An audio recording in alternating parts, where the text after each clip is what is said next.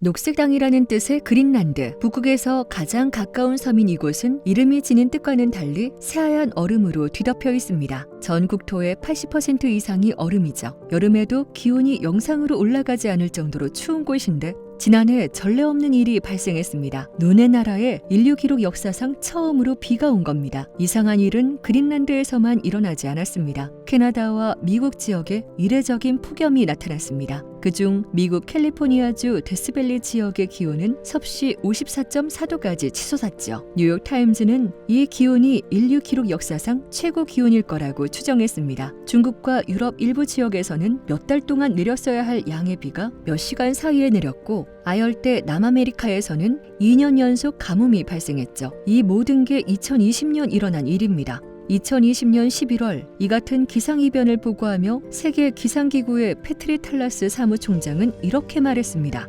기상이변은 이제 뉴노멀이 되고 있습니다. 그 원인으로 기후변화를 꼽으면서 말이죠. 때로는 이런 기상이변 소식이 먼 나라 이야기로 들립니다. 어쩌다 우리나라에 홍수나 한파 같은 기상이변이 일어나도 잠깐 참고 지나가면 회복될 일시적인 현상으로 느껴지기도 하죠. 정말 그럴까요?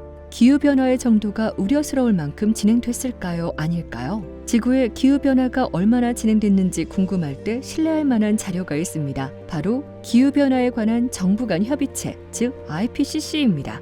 IPCC는 1988년 유엔 산하기구로 세워졌습니다. 5년에서 7년마다 전 세계 과학자들을 모아 최신 연구를 종합적으로 살펴본 뒤 평가 보고서를 내고 있죠. 그때마다 전 세계 과학자 수백 명이 참여하는데요. 지금껏 이뤄진 과학 연구 중에 이토록 많은 수의 과학자가 집단적으로 참여한 적이 없었습니다. 그만큼 신뢰할 만한 자료라는 뜻입니다. IPCC가 발표한 최신 자료는 지난해에 나왔습니다. IPCC 제6차 평가보고서 제1 실무그룹 보고서라는 긴 이름이 붙어 있는데요. IPCC가 6번째로 낸 평가보고서 중 1편이라는 뜻입니다. 보통 평가보고서는 총 4편으로 이루어져 있는데 그중 1편은 기후변화의 현황을 살피고 미래를 전망합니다. 지금부터 지난해 발표된 IPCC 제6차 평가보고서 제1 실무그룹 보고서를 6차 보고서라고 줄여 부르겠습니다. 6차 보고서에 따르면 인류가 산업혁명으로 온실기체를 배출하기 시작한 이후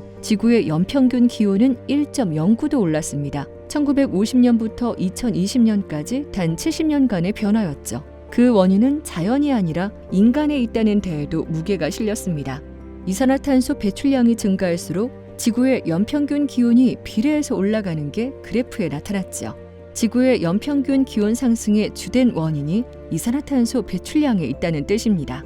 지구 연평균 기온이 1.09도 상승했다니 생각보다 적은 수치라고 생각하는 분들도 있겠습니다. 기온은 하루에도 10도 가까이 변하니까요. 이런 오류에 빠지지 않으려면 평균이라는 말에 주목해야 합니다. 지구의 연평균 기온 차원에서 수십 년의 기간 동안 1, 2도의 변화는 굉장히 큰 차이입니다. 그래서 2015년 이뤄진 파리 협정에서 세계 각국은 지구의 연평균 기온이 2도 이상 상승하는 일은 무슨 일이 있어도 막기로 약속했습니다. 인류가 한 번도 생존해보지 못했던 지구 환경으로는 가지 말자고 정한 것이죠.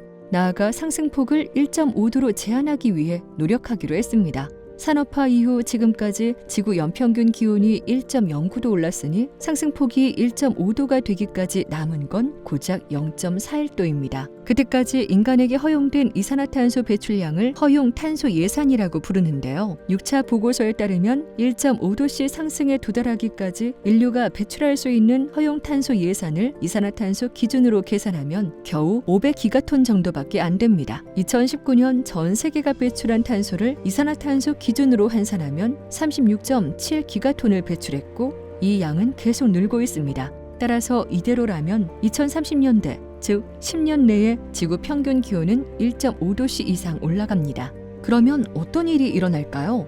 지난 영상에서 살펴봤듯이 폭염과 홍수, 가뭄 등 극한 날씨가 강도도 심해지고 빈도도 잦아집니다. 6차 보고서는 이런 극한 날씨 하나하나가 구체적으로 얼마나 심해졌는지 그리고 지구 평균 기온이 오를수록 얼마나 더 심해질지를 살펴봤습니다. 먼저 폭염입니다. 우리나라에서 1850년에서 1900년 사이에 가장 더웠던 날이 있었다고 해봅시다. 자연적인 원인에 의해서는 50년에 한 번꼴로만 나타나는 폭염입니다. 사람이 살면서 평생에 한두 번 겪을 정도의 더운 날씨라고도 할 수 있겠죠. 이런 정도의 폭염이 지금은 산업화 이전 대비 5배나 더 많이 발생하고 있습니다. 인간의 평균 수명이 80세 정도니 이전 세대가 평생에 한두 번만 겪어도 됐을 폭염을 현 세대는 5번에서 10번까지 겪어야 한다는 뜻입니다. 지구가 1.5도까지 따뜻해지면 빈도는 8.6배로 늘어납니다. 앞서 인류가 지금 추세대로 이산화탄소를 배출하면 2030년대에 기온 상승폭이 1.5도에 도달한다고 했었죠. 그렇다면 2030년대에 태어나는 미래 세대는 이전 세대가 평생에 한두 번만 겪어도 됐을 폭염을 매년 한두 번씩은 겪어야 한다는 뜻입니다.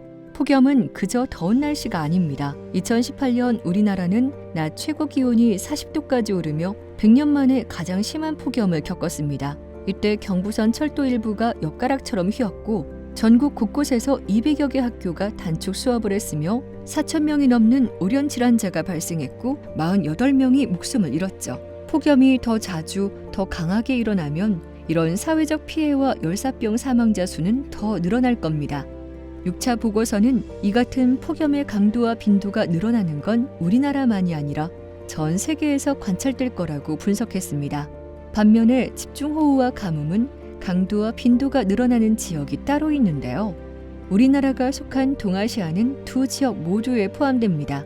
6차 보고서에 따르면 이전에는 10년에 한 번 나타났을 법한 집중호우가 지금은 1.3배 자주 나타나고 있습니다.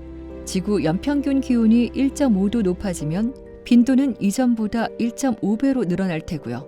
집중호우가 올 때 내리는 비의 양 역시 많아집니다. 가뭄의 경우 이전에는 10년에 한 번 나타났을 법한 것이 지금은 1.7배 자주 나타나고 있습니다. 지구 연평균 기온이 1.5도 높아지면 빈도는 이전보다 2배 잦아질 테고요. 가뭄의 강도 역시 강해질 겁니다. 가뭄이 심해지면 빈곤과 전쟁 같은 사회 경제적 문제도 생깁니다. 2015년 미국 컬럼비아 대학교 연구팀은 2007년부터 2010년까지 지속된 가뭄이 시리아 내전이 일어나는데 영향을 끼쳤다는 연구를 발표했죠. 만약 국제사회가 지구 평균 기온의 상승폭을 1.5도로 묶어두겠다는 목표를 지키지 못하면 어떻게 될까요? IPCC는 2018년 발표한 보고서에서 지구 평균 기온이 1.5도 증가할 때에 비해 2도 증가할 때 어떤 피해가 더 발생하는지를 분석했습니다. 먼저 해수면 상승입니다. 지구가 따뜻해지면 바닷물이 팽창하고 빙하가 녹아 해수면이 상승하죠. 그러면 고도가 낮은 태평양의 작은 섬나라들부터 위험해집니다. 지구 연평균 기온이 1.5도씨 증가할 때에 비해 2도씨가 증가할 때 바다 가까이 사는 인구 1,000만 명이 추가로 해수면 상승으로 인한 위험에 처합니다. 기후 난민 문제가 커질 수 있는 겁니다.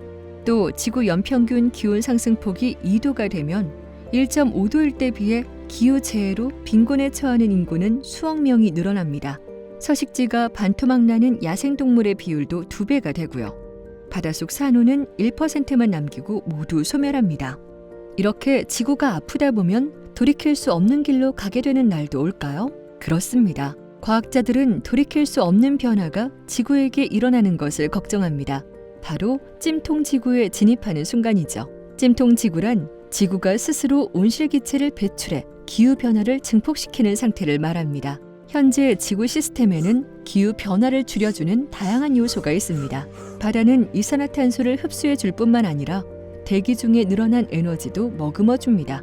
울창한 삼림 역시 탄소를 흡수하고요. 북극과 남극의 해빙과 빙하는 햇빛을 반사합니다. 이런 순환을 음의 되먹임이라고 하죠. 그런데 인류가 계속 온실기체를 배출하다 보면 지구의 복원력을 상실하는 순간이 옵니다. 이를 티핑 포인트라고 합니다. 티핑 요소에는 여러 가지가 있는데요. 먼저 빙하와 해빙이 녹을 수 있습니다. 그러면 반사판이 사라져 더 많은 햇빛이 지구에 흡수되겠죠. 이어서 바닷물이 따뜻해지면 이산화탄소 흡수 효율이 떨어집니다. 탄산음료가 따뜻할 때 탄산을 많이 머금을 수 없는 것과 같은 이치이죠. 지구가 따뜻해지면 산불도 쉽게 일어납니다. 이산화탄소를 흡수해주는 산림이 줄어들겠죠. 심지어 영구 동토층이 녹을 수도 있습니다. 영구 동토층은 2년 이상 기간 동안 토양 온도가 영하로 유지된 토양으로 북반구 육지 면적의 거의 25%를 차지합니다. 이런 영구 동토층이 녹으면 그 속에 있던 이산화탄소와 메탄이 공기 중으로 빠져나옵니다. 영구 동토층은 대기보다 탄소를 2배나 많이 지니고 있어 치명적인 티핑 요소로 꼽힙니다. 지구가 언제 티핑 포인트에 도달할지는 예측하기 쉽지 않습니다. 물이 가득 찬 물잔에 한 방울씩 물을 떨어뜨릴 때 언제 물이 넘칠지를 예측하기 어려운 것과 비슷하죠. 분명한 것은 티핑 포인트를 넘어가는 순간, 즉 지구가 찜통 지구가 되는 순간 인류의 노력은 모두 물거품이 된다는 사실입니다. 지구가 하나의 거대한 석탄 공장이 된 셈이니 아무리 이산화탄소 배출을 줄여봐야 지구 온난화를 멈출 수 없게 되겠죠. 이런 상황을 막기 위해 인류는 어떤 노력을 해야 할까요? 다음 편에서 알아보겠습니다.